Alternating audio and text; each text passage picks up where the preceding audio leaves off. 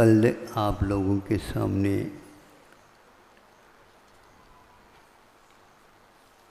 कल्पवासी और अहमिंद्र देवों के विषय में कुछ विषय रखे थे। आज भी वही विषय, किंतु उसके पहलू अपने आप में हर एक व्यक्ति के साथ चिंतन का विषय बन सकता है और प्राय करके हम पर के विषय को भी यदि लेते हैं वह अपने साथ भी घटित हो सकता है और अपने विषय को भी हम दूसरे व्यक्ति के विषय के साथ घटित कर सकते हैं। लिखना, पढ़ना और पढ़ाना आदि आदि बहुत सारी चीज़ें दुनिया में होती रहती है। मोक्ष मार्ग में भी इससे कुछ अलग नहीं होता, वह अपनी विधा अलग है। और बिना किताब और बिना लिखना ये उस सब कुछ उसके साथ घटित हो सकता है। खर्चा भी बच जाता है और आज का तो सिर दर्द सबसे बड़ा खर्चा का ही है। आमदनी होती नहीं और दिनों दिन खर्चा बढ़ता जाता है। जो हम चाहते हैं वो नहीं मिल पाता। गलती तो हमारी है ये, हम खर्चा ज़्यादा करते हैं क्या होता है, ये थोड़ा सा देख ले, काम बिल्कुल ठीक हो जाएगा। नेत्र ज्योति कई व्यक्तियों की कमज़ोरी के साथ चलती है और नंबर को देखने से लगता है सामने वाले व्यक्ति का आपसे भी ज़्यादा कमज़ोर है, लेकिन काम ज़्यादा वो करते हैं और आप बातें करते हैं। ऐसा क्यों? ऐसा यह क्यों? जिसके लिए हमें समय देना चाहिए वह न दे करके हम दूसरे के लिए देते हैं तो खर्चा तो डबल होगा ही। यदि खर्चे के लिए अर्थ नहीं मिलता है तो सिर दर्द और ज़्यादा होगा। सिर दर्द होगा तो और खर्चा ज़्यादा बढ़ेगा। तो खर्चा आप हो रहा है क्या कर रहे हैं डबल, ये आप लोगों को सोचना है। और हम उसको चलते हैं। स्वर्गों में कई प्रकार के स्वर्ग होते हैं, कल कहा ही था। तो ये कि स्वर्ग के कुछ लोग समूह शरण में गए तो वहाँ पर समूह शरण में देवों की संख्या सबसे ज़्यादा थी। जहाँ पर हमारे लिए बैठने के लिए स्थान मिला वहीं पर दूसरे के लिए भी वो कुर्सी लगी हुई थी। उसको कुर्सी समझ ले, कोठी समझ ले, जो आप समझो। प्राय करके पास पास जो बैठे रहते हैं उसमें तुलना चालू हो जाती। इनके कपड़े लत्ते ऐसे क्यों हैं, इनके आभरण ऐसे क्यों हैं, इनके मुकुट ऐसे कैसे, इनके मुकुट में मणियाँ चमकीले ऐसे कैसे, और अपने को और देखते हैं तो हमारी ये मुकुट के मणियाँ, जो इसकी झिल्लियाँ भी नीचे पड़ना चाहिए थी, वह नहीं पड़ती। और उनके देखते हैं तो बहुत दूर तक वह अपना प्रभाव डालती रहती है। हमेशा हमेशा उन्हीं के उन मणियों की झिल्लियाँ हमारी आँखों को शायद कमज़ोर कर रहे हो, उसके द्वारा हमारे आँखों का नंबर बढ़ रहा हो या घट रहा हो, है ज़्यादा बढ़ना भी ठीक नहीं, बढ़ाना भी ठीक नहीं। इसलिए आप जो अपने पाठ्यक्रम में नहीं हैं उसके साथ तुलना करने लगे तो कोई बात नहीं, तुलना तो करो, क्योंकि पहले कक्षा पार करो, फिर इसके उपरांत तुलना करो तो आपके थीसिस का महत्व भी बढ़ जाएगा। आज हो ये रहा है, पहले तुलना करते हैं फिर बाद में, वो ठीक नहीं है। आप दूसरे व्यक्ति की वस्तु के साथ तुलना न करके अपने वस्तु के साथ भी कर सकते हैं।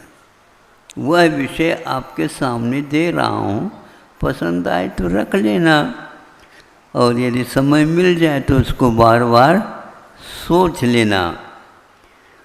अब ये सब कुछ उन्हें कर लिया, निर्णय ये करता है कहीं न कहीं समूचरण में पक्षपात हो रहा है, क्योंकि पक्षपात का जमाना आज भी है तो पहले भी था। पक्षी उस समय में भी पंख वाले ही होते थे और इस समय में भी पंख वाले हैं, लेकिन इनके पंख बहुत ढीले ढाले हैं, उनको अच्छे ढंग से वो उठा भी नहीं पा रहे हैं। ऐसा क्यों? बड़े पंख लगाने से ऐसा होता है। पंख को ज़्यादा बढ़ाओगे तो एक्सीडेंट हो जाते हैं। हाँ, और उसके पेट्रोल भी बहुत खर्च होता है। आपका ऐसा ही चल रहा है। फिर वह सोचता है कि पक्षपात यहाँ पर भी कहीं न कहीं हो रहा है। उसने एक प्रश्न ही भेजा किसी के माध्यम से। कुछ लोग बहुत चतुर होते हैं, प्रश्न अपना रहता है लेकिन वाहक व्यक्ति दूसरा रहता है, पता नहीं लगता, लेकिन पता तो स्वयं को तो लग ही जाता है। ये पूछो, यहाँ पर भी कुछ पक्षपात की बातें देखने में आ रही है, इसमें गलती किसकी है?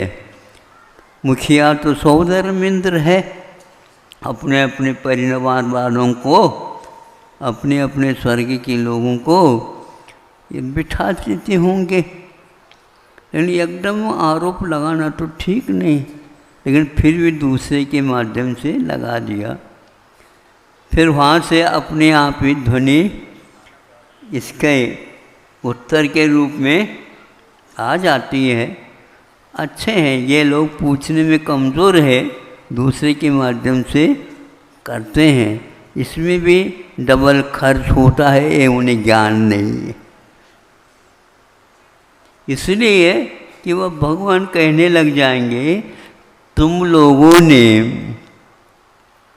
इसके बारे में नहीं सोचा, जिस समय धर्म कर्म करते रहे उसके लिए, जैसे आप अष्टमंगल द्रव्य चढ़ाते हैं ना, चढ़ाते हैं कि नहीं? चढ़ाते हैं। वो हमने सुना था, इसलिए जो करते हो आपके सामने रखता हूँ। उसके चावल भी आप चढ़ाते हैं और बादाम भी चढ़ाते हैं, फल छुआरा भी चढ़ाते हैं और लौंग भी चढ़ाते हैं, केसर भी चढ़ाते हैं। इन सब वस्तुओं के कुछ डुप्लीकेट क्या बोलते हैं तुलनात्मक दृष्टि से आप लोगों ने अध्ययन किया होगा। अरे चढ़ाना है, ये भगवान बन गए, वो तो ये खाएंगे पिएंगे तो कुछ है ही नहीं। इसलिए ये चढ़ाने के द्रव्य अलग है और इधर चढ़ाने के द्रव्य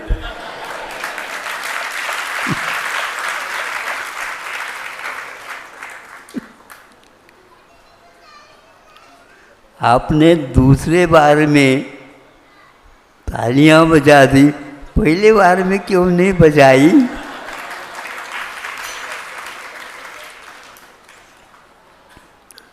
संवत्सर में भी चर्चा होती है क्या?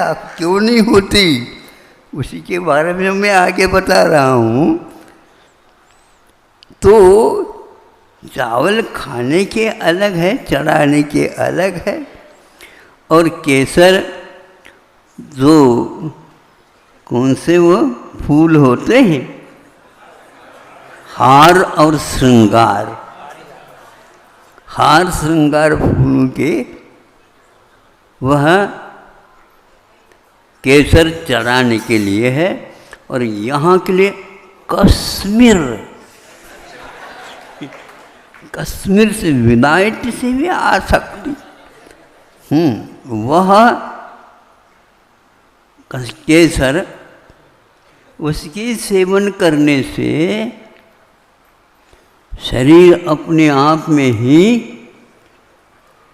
बादामी कलर का हो जाता है। हाँ, ये तो बात हो गई। तो यह अपने आप में इनके जो शरीर है कुछ न कुछ खाते होंगे, पीते होंगे, तभी इसलिए हाँ बिल्कुल ठीक है। उनके खाने की चीज़ों में, पहनने के वस्तुओं में, देखने के वस्तुओं में, वाहनों के वस्तु में, वस्त्रों की अपेक्षा से, भवनों की अपेक्षा से, इस प्रकार इनकी वस्तुएं हमसे ज़्यादा अलग गुणवत्ता लिए क्यों हैं? ये कौन से दुकान से ले आ रहे हैं? सोचा तो उत्तर मिलता है, तुमने इसी प्रकार के पूर्व भाव में खरीदे, वो आज काम में मिल रहे हैं। धर्म के लिए तो तुमने घटिया रखा और खाने के लिए तुमने बढ़िया रखा। ये परिणाम निकला। पूजन में भी भावों के बार होना चाहिए वह अलग, और अपने आपसी जो चर्चा वगैरह जो होते मनोरंजन उसमें अलग। ये सारी हमारी मनोमीमांसा यूँ कहना चाहिए इस बहुत लंबी चौड़ी है। आप लोगों को भी फुर्सत है ही नहीं और हमारे पास तो समय बहुत ही कटौती से चलता है। इतना ही कहना चाह रहा हूँ। अब जब ये आ गया कि आपके मन में दो बातें हैं, इसलिए ये सामने सामने बातें आ गए। आप समझ रहे हो? आप उनसे भी बढ़कर के लिए काम करना चाहते हैं तो मिल सकता है, लेकिन दिखावट नहीं। ये दिखाने की जो बीमारी है, इसमें कहीं पेट तो भरता तो है ही नहीं। दिखा दिया, खा दिया तो कम से कम पेट भरे, और दिखा दिया तो कई लोगों के पेट जो है ना दिखाने से भरते हैं। अच्छे हैं वो पेट, बिना खाए भी भर जाते। लेकिन जब चक्कर आ जाते हैं तो जब पेट भरने के उपरांत चक्कर क्यों, ये चक्कर क्यों आ रहा है? ये महाराज शुगर की बीमारी होने से ऐसा। अरे हमने तो आज तक नहीं सुना था शुगर की बीमारी। हमने तो ये सुना था जब गुड़ की बीमारी शुगर की बीमारी को मिटा सकती है तो ऐसा क्यों नहीं करते हो आप? बोलो महाराज, ये तो आपने नई बात बता दी। बिल्कुल ये आपकी ही बात है, गुड़ के द्वारा शक्कर की बीमारी ठीक हो जाती।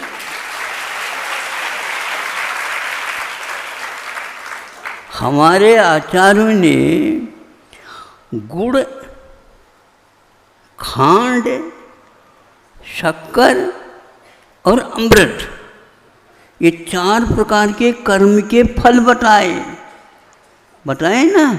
थोड़ी सी गोमठ सार वगैरह पढ़ाया करो।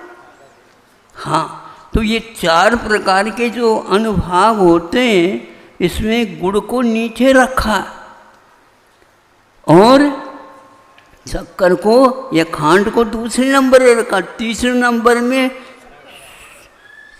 शुगर को रखा, शर्करा। अब अंतिम नंबर में क्या रखा? अमृत रखा। लेकिन हमने सोचा है अमृत भी मीठा होता है, तो शक्कर की बीमारी वहाँ पर भी होना चाहिए। नहीं होते, ये तो ज़्यादा होने चाहिए, बल्कि गुड़ से कम होती है, होती ही नहीं। और जैसे जैसे ये अनुभाग बढ़ते चले जाएंगे तो मिठास ज़्यादा होगा। तो स्वर्ग में हमेशा हमेशा सभी लोग शक्कर की बीमारी से ही झूलते होंगे। तब मालूम पड़ा कि यह वस्तुतः है हमारी गलती है। हम भावों में घटिया हो जाते हैं।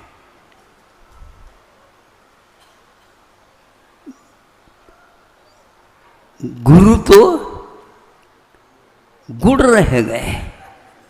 नहीं सही, ऐसा आता ना, हमने सुना है आप ही लोगों के मुख से। गुड़ तो गुरु होते हैं, गुरु तो गुड़ होते हैं और चेला शक्कर।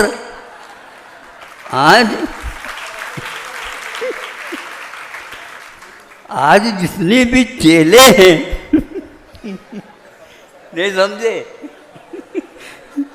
ये एक प्रकार से गुड़ से भी आगे के वो शक्कर की बीमारी आ गई, बढ़ती जा रही। महाराज इसको पेट में था तभी तो शक्कर की बीमारी हो गई। हो, पेट में था तभी से चश्मा लग गया था,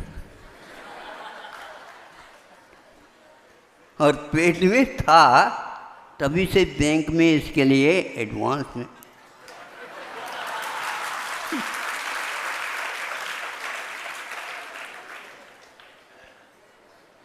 भाग्य है इसका।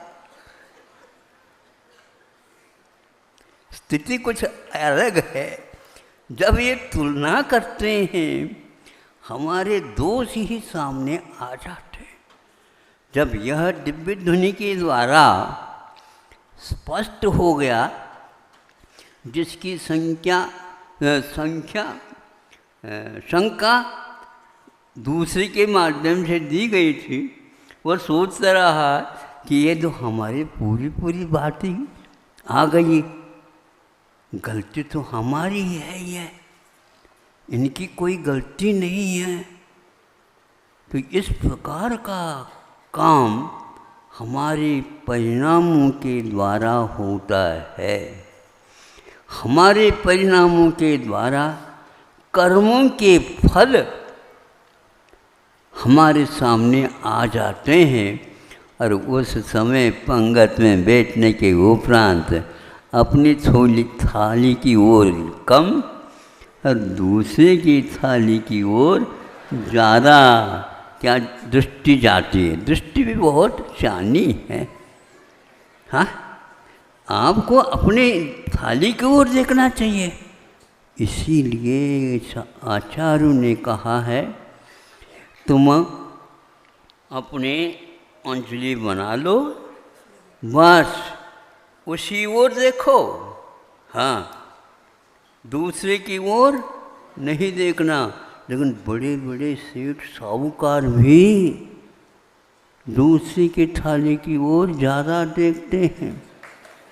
हाँ, अपनी थाली सोने की है, वो तो दिखावट है, खाने की नहीं। ऐसा हो रहा। इसलिए हमें अब अपने दृष्टि को प्रशिक्षित करना है। दूसरे से प्रशिक्षित हो या न हो, किंतु अपने को दृष्टि को प्रशिक्षित करने के लिए कोई विद्यालय नहीं खुल रहा है। ऐसे विद्यालय में अपने बच्चों को पढ़ाने के लिए जाओ, कोई भी विद्यालय मिलता नहीं महाराज। यहाँ पर आ जाओ और सुन दो और चले जाओ, अपने आप ही आ जाएगी विद्या। समोसरण इसीलिए है, महाविद्यालय है वो, विश्वविद्यालय है वो। सब प्रश्नों के उत्तर उसमें मिल जाते हैं, तब उसको ज्ञात हुआ। इसको बोलते हैं देवों में आपस में यह तुलनात्मक जब चर्चा होती है, उसको देवर्धि दर्शन, सम्यक दर्शन बोलते हैं। दूसरे के रिद्धि को देख करके भी आप अपने सम्यक दर्शन को सुधार सकते हो और आगे के लिए अपने सम्यक दर्शन को और पुष्ट बना सकते हो।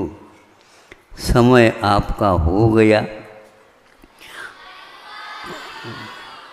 इतना पर्याप्त है, पेट भर गया।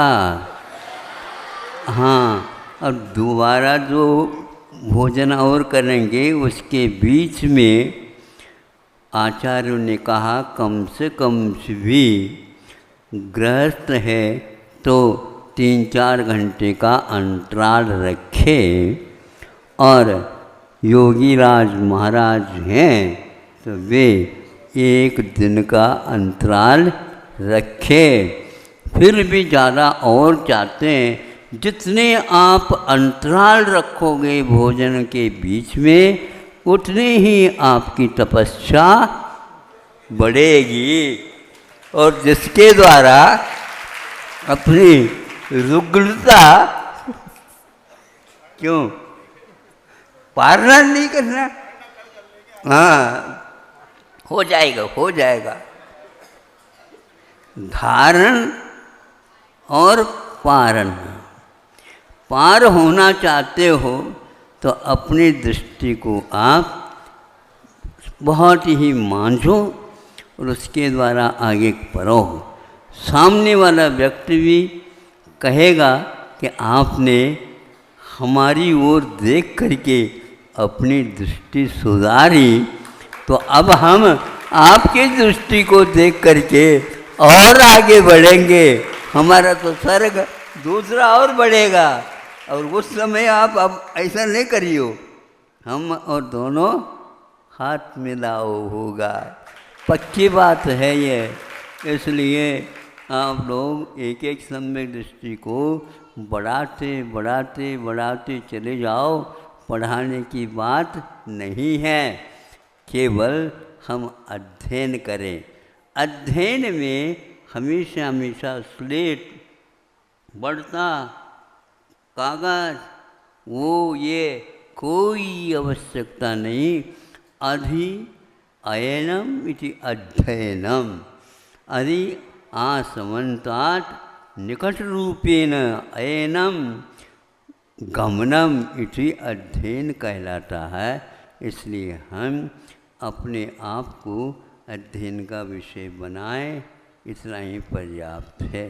बच्चे हमेशा हमेशा हाथ का खाया नहीं जाता, लेकिन फिर भी हमें और